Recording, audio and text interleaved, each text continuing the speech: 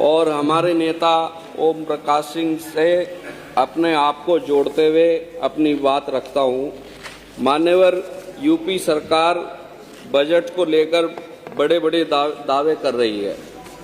इस बजट का असर धरातल पर कहीं दिखाई नहीं दे रहा। यूपी का किसान और आम आदमी सरकार के इस बजट से खुद को ठगा महसूस कर रहा है। इस बजट का फायदा ना तो किसान को हो रहा है और ना ही आम आदमी को हो रहा है। अभी मुझसे पहले हमारे नेता शाहिद मंजूर साहब, वो पश्चिमी यूपी से आते हैं, वो भी कह गए कि इस बजट में पश्चिमी यूपी को कुछ नहीं दिया गया। मैं एक चीज़ कहना चाहता हूँ, जब पश्चिमी यूपी के लैंग्वेज का ही बटन नहीं दिया तो बजट में क्या देंगे जो है। और इसको अपने शेर के साथ आगे बढ़ना चाहता हूँ। जरूरत है उजाले की, अंधेरा कर दिया तुमने, कि लफ्ज़े रहनुमाई को भी गंदा कर दिया तुमने। माननीय अध्यक्ष जी, मेरे जनपद शामली की चीनी मिलों के बारे में कुछ आपको बताना चाहता हूँ। मेरे जनपद में थाना भवन बजाज शुगर मिल पर लगभग किसानों के 150 करोड़ रुपए का बकाया है, और शामली शुगर मिल पर इस साल का तो छोड़ ही दीजिए, पिछले साल का लगभग 103 करोड़ रुपए बकाया है, और ऊन शुगर मिल का 46 करोड़ रुपए बकाया है।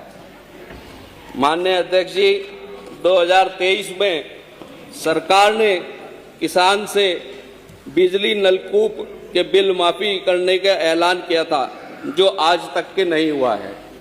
अगर गन्ना किसानों के साथ इसी तरीके की ठगी होती रही तो वो दिन दूर नहीं है कि गन्ना किसान कोई ना कोई अल्टरनेट फसल जो है वो चुन लेगा।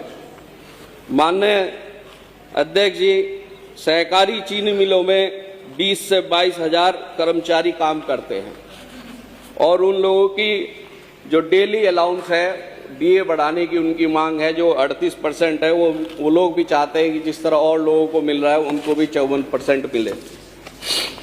माननीय अध्यक्ष जी, किसान सम्मान निधि 6,000 से बढ़ाकर 12,000 रुपये की जाए।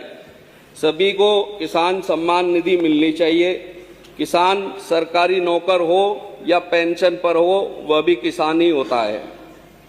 माननीय अध्यक्ष जी, खाद, यूरिया, डाई की कीमतें आसमान छू रही हैं, और किसानों को लंबी लंबी लाइनों में खड़े होकर लाठियां खानी पड़ रही हैं।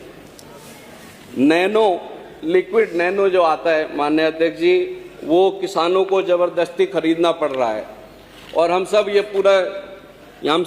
जानते हैं, जितने भी यहाँ पे हमारे विधायक बैठे हैं, कि ये नैनो कंपनी किसकी है और किस लिए किसानों को जबरदस्ती खरीदना पड़ रहा है।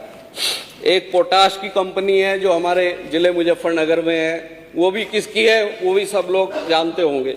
तो किसानों को जबरदस्ती ये चीज़ें इतनी महंगाई होते हुए खरीदनी पड़ रही हैं। 50 किलो का खाद का जो कट्टा आता था वो जो है 45 का कर दिया, और 45 के बाद भी इतना महंगा कर दिया। माननीय अध्यक्ष जी, अभी 4-5 महीने पुरानी बात है, सहारनपुर के सहकारी समिति में जो नौकरियों को लेके जो गबन हुआ, वो अखबार में भी आया और सबको मालूम भी होगा कि इसमें एक भर्ती में 20-20 लाख रुपए लिए गए, और 97 नौकरियों में से 70 को निरस्त किया गया। तो सबके सामने अभी भी उसमें जांच चल रही है। माननीय अध्यक्ष जी, फसल जब किसान की नष्ट हो जाती है तो मुआवजा 85% नष्ट होने पर सरकार देती है, जो कि कम होना चाहिए। फसल नुकसान का 10% मुआवजा मिलता है।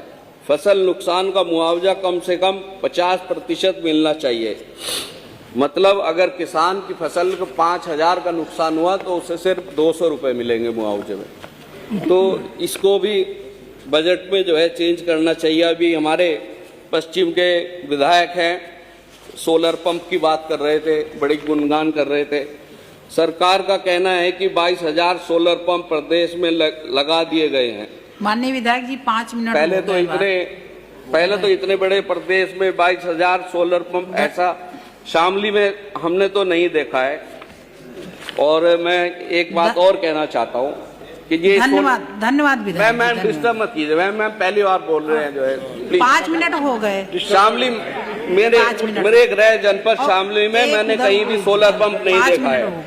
1 बीघा जमीन वाला गरीब आदमी जिसके दोनों तरफ पानी रोक दिया। माननीय मंत्री जी को 1.5 लाख रुपए। दयाशंकर मिश्रा जी, माननीय मंत्री दयाशंकर मिश्रा जी, अपने जिले की मांग तो कर लेनी।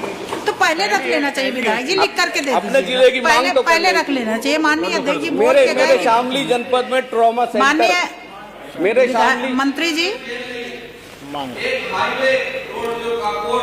गंगो होते हुए शाहजहांपुर तक बनना चाहिए, उसके लिए मैं मांग करना चाहता हूँ। और कस्बों में इलेक्ट्रिफिकेशन होनी चाहिए, वो मेरी एक मांग है। मेरे इतने सारे वो रह गए, कुछ तो मैं थोड़ा और टाइम दे दीजिए अगर लिख के दे दीजिएगा।